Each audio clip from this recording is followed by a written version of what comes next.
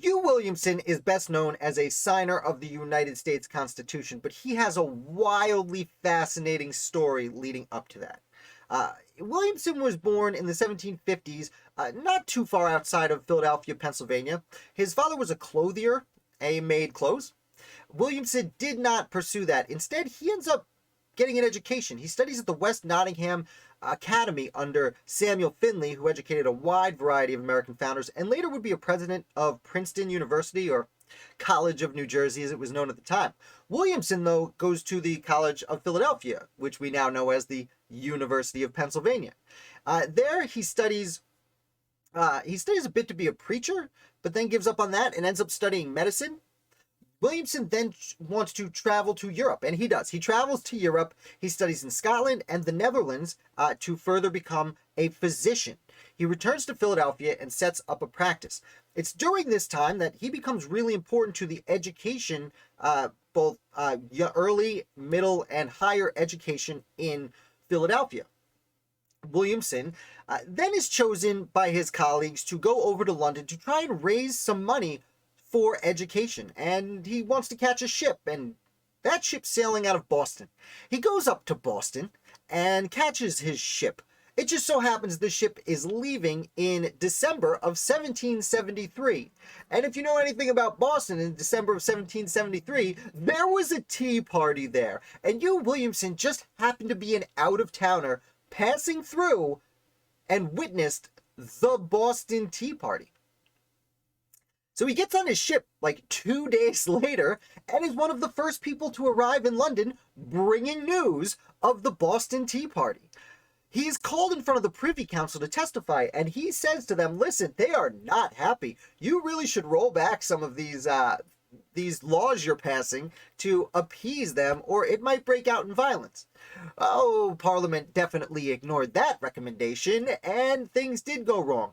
But Williamson meets with Ben Franklin, another longtime Philadelphia resident, and several other Americans to discuss fixing this problem. And they send a letter to Parliament signed by a substantial amount of Americans who were living in London at the time, recommending they solve these problems. And this includes Ralph Izard, who would later be the first person appointed as an ambassador to Tuscany, Ben Franklin, who was known for foreign affairs of his own, William Lee and Arthur Lee, brothers of the Lee family.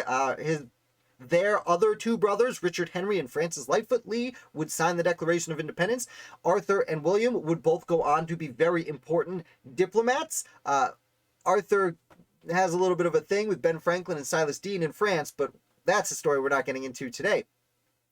Hugh Williamson is among these people that signs this. He's one of the authors of the paper, and again, it is ignored, and the revolution breaks out. Now, Williamson stays in Europe for quite some time. Again, his main goal going in the first place was to raise money for education in Philadelphia, and he continues to attempt to do that despite siding with the Patriots and living in London. Most people in London at the time thought things would work out, and they wanted to pay for education in the colonies, as it were. By 1777, Williamson has had enough, and he returns to North America. First, he returns to Philadelphia, but he realizes he might be better off helping the actual war effort, especially because he was a physician. He talks with his brother, and they decide to form a partnership to be merchants. Now, again, this man had studied theology, he was a physician, and now he's a merchant. But what they are importing to help the Continental Army are medicines. They are essentially rum runners, smuggling it past the British blockade, but they're smuggling medicine, and they are running medicine. And the best way to do this, he sets up shop in North Carolina. And first of all, he establishes another medical practice there, and he starts bringing in these medicines to help the American people, the American army, get healing powers they need. It's about this time that he is then recruited by Richard Caswell, who was governor of South Carolina, to help the South Carolina militia, and he is brought in as a director of hospitals for the South Carolina militia. He helps to establish certain precedents, what we might consider preventative medicine nowadays, about things like keeping hygiene and cleanliness in camp, where you put the latrines versus where you put the kitchen, which, at the time, Baron von Steuben was more famous for, but he brought this to the South Carolina militia and was wildly helpful. And during several campaigns, under his watch, there was very little spread of disease, which was not common throughout most of world history when it came to wars. But Hugh Williamson was able to pretty much clean it up, so to speak. Williamson, by this point, had lived long enough in North Carolina that when the fighting of the war ends, North Carolina take their adopted son and they send him over to the Continental Congress. He spent several years in the Continental Congress. And then once the Constitutional Convention is called together, well, they look at Williamson and they say, hey, you're doing a really good job. You want to go see what this secret meeting in Philadelphia is all about? And he does. And he goes. And he's one of the most frequent attendees at the Constitutional Convention. And he becomes a very big proponent of the Constitution.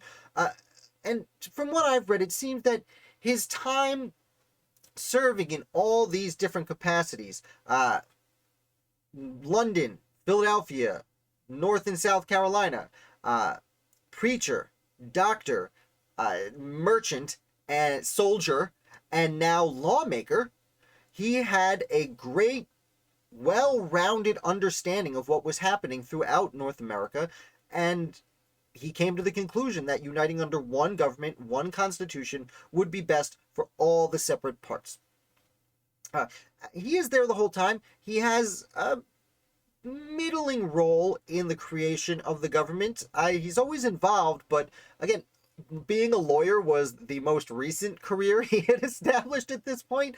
So he's not necessarily a Madison or a Randolph or a Dickinson or a Wilson. He's a Williamson. And he does a great job. Great enough that when he returns home, he is then elected. Oh, actually, don't let me skip this.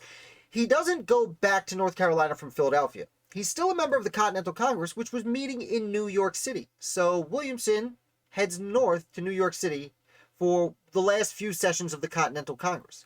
It's because of this that he does not attend North Carolina's first convention for ratification of the Constitution. And they don't ratify the Constitution at that particular convention. So Williamson goes back home for the second convention, again, after the government has already began. About 6 months after George Washington becomes president, Williamson becomes a leader in the second convention in North Carolina, where they finally do ratify, arguably under duress, the Constitution of the United States. And for his service, he is chosen as an inaugural member of the United States House of Representatives. Sure, he shows up a year late, but that's because his state was slow to the game. Williamson goes, he spends 2 sessions in the United States House of Representatives, though there was some redistricting, so he's the first person in one district, and then technically the second person in his second district, but he serves them concurrently, and he's there. Again, not necessarily a leader of the first Congress, but certainly a role player at a time when there really weren't that many. Was there 37 people in the first United States Congress? Because there weren't that many states and there weren't that many people. So he had a very important role. He's there for things like the establishment of the Judiciary Act that creates the United States judicial system and the creation of the Bill of Rights. Again, he's not writing the Bill of Rights, but he's there for it. And keep in mind, this is a man who accidentally saw the Boston Tea Party as an out-of-towner, a man who had protested the government's decisions from within London, a man who had fought in the war, a man who had imported medicine, smuggled in medicines for the Continental Army, and a man who signed the United States Constitution. It's one of the most fascinating careers I've come across in a very long time. I had written about him a while ago and only just recently stumbled back on my old article and said, there, we need to talk about Hugh Williamson. So I hope you learned a little something about Hugh Williamson today. If you did, do me a favor and hit like. If you're new here, subscribe.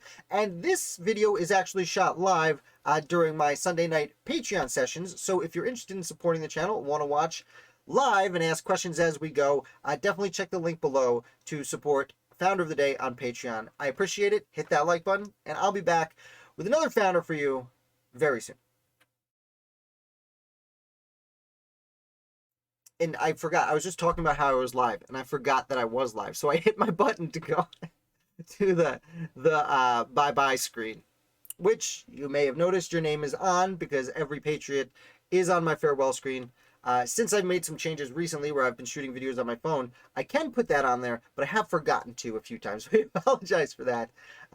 There is someone watching. You have not told me who you are. I cannot see who you are. I would love to know. I hope you're enjoying this. We are. Oh, I forgot to